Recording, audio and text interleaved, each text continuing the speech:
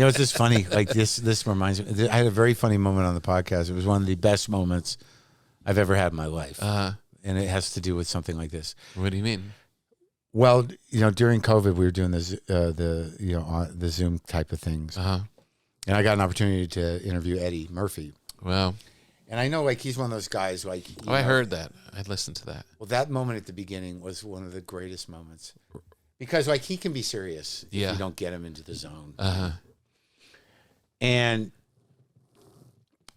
I just didn't, like, you know, he was sitting somewhere. He come up on the Zoom, and he's sitting in something like this.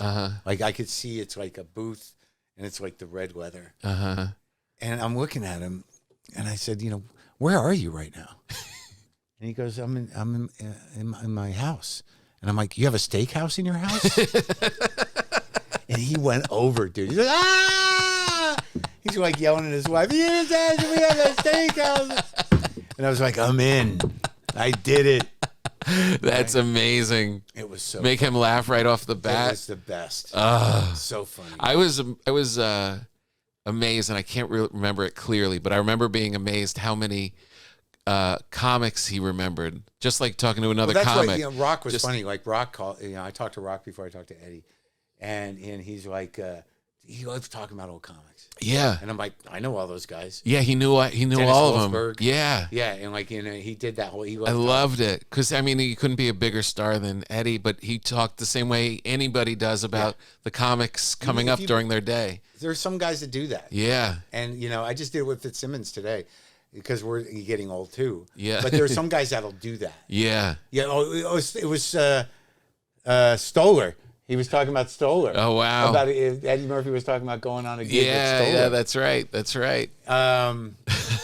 It's so great. It's just great because we all come from this place. Yeah. Where we're driving in a car with another guy who's not making money to be funny at a dump. Yeah. And, you know, that's the life. Yeah.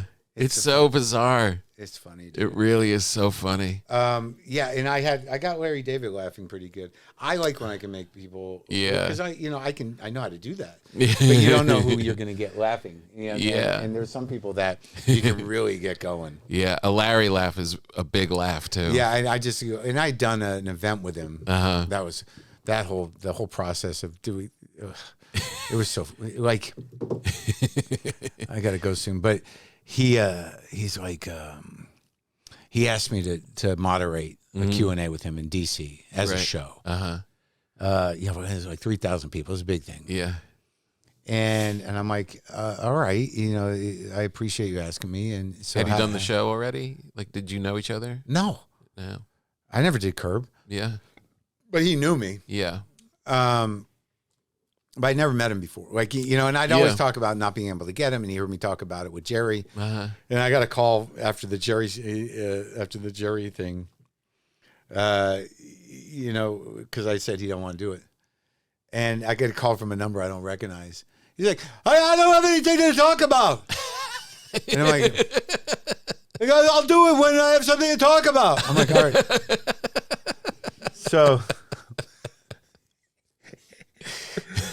So he asked me to do this thing, and I'm like, all right, you know, if Larry wants me to do it, like I am, you know, I can host Larry, you know.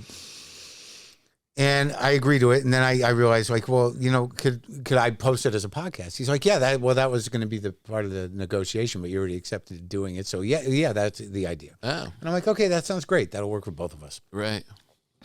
And then like a day or two later, he's like, you can't do the podcast. We're not going to do a podcast. And I'm like, why? He's like, I don't know. So now I'm like, I don't really want to do this. So I tell my manager, just go back and ask for a lot of money. And I'm sure. So they go back with the amount that I thought would be enough to get them like, I'm not paying that. And they're like, they're fine with that. I'm like, oh, that's right. So I'm like, what are we gonna do? And I say, you know, and then like I say, you want to talk about the life? We'll do what I do. You know, just let me do it. We'll do a whole career. Yeah. And then his assistant texts me all these pictures of his life, and And I'm like, this will be fine. I get on the phone with him. I'm like, this will be good. I got all these pictures. And he's like, what pictures? I'm like, I don't know. Someone sent me. He's like, I don't want to do that. I'm like, all right. Well, what do you want to do? We'll talk about the show. And I'm like, oh, can't we just do a life arc? Or like, no, I don't know. I'm like, oh, my God. God. So we agreed. He's going to, just we'll talk about this stuff, and and then like it's like a few days out, I got to go to DC, and he's like,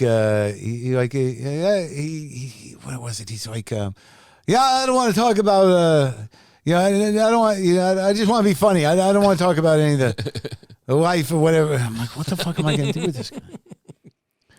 And like it was literally the day before, and he's telling me this. He's like, I don't want to do, don't bring up this, and don't. Like I don't want to be sad. No, Oprah moments or whatever. You can interview me, just don't talk about me. Right. And I'm like, what the fuck am I gonna do with this guy? And I was really kind of like down about it. Like, and then like he calls me back. It's the day before. He goes, do whatever you want. Hey, I'm sorry. Yeah, you're a professional. Just do whatever you want. I'm like, all right. And then we get, I'm in DC now, and and he's calling me, and I'm like, he's gonna cancel. This is the best news ever. Like, he doesn't want to do it anymore. He's like, he just called to be like, hey, okay. I'm like, yeah, it's gonna be fine. And then we get to the goddamn thing. He's like, no politics. I don't want to talk about it. God. But it was a good experience because, like, it was one of these moments where I realized, like, he just wants to be funny. Yeah. And these people paid to see him. He wants to talk about the show. And he's got some clips of the show. And, and I'm like, it's not about me. Yeah. I just got to set this guy up. Right. And I got to use my skills to know when he's, done. Yeah. Right. With whatever topic. Yeah. Exactly. And then kind of move on to the next thing. Yeah. And it was kind of great. Yeah. Because there were stories that some people knew, but there were stories about, that famous story about him getting on stage and just, saying like, I don't think this is going to. And walks off. Yeah. Yeah. And I was like, what about that moment? He goes, you want to do it? Bring me up. And he went and he acted it out. Oh, yeah, he had a great time. He had a great time. That's great. But by the time we did the podcast, I'd already done this whole thing. Right. So, it was a different thing. But it's just some people are just sort of like, like. But just watching him at Largo, like with Jeff and. Well, that's a disaster right out of the gate. I know, but he does have a really good ability of you just bring up candles and he'll just go off on like in that he does love that element of it. Yeah, but I don't necessarily love doing that. Yeah. You're not just going to serve it. You'd rather get into it. Yeah, but there were some things like I could tell he just wasn't gonna like I remember on stage I asked him like, so was there funny people in the family? He's like, what? No.